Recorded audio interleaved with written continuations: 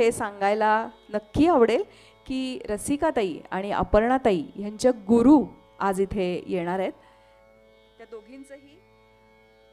त्या दोघींचंही कौतुक करायला, त्या दोघींनाही शाबासकी द्यायला, कारण ह्या दोघी जणी नाशिकमध्ये ह्याच गुरूंकडनं शिकल्या होत्या. त्यांच्या गुरु आल्या की आपण श्रुतिलयच्या विद्यार्थ्यांना विनंती करूया की त्यांनी त्यांचं सादरीकरण सुरू करावं.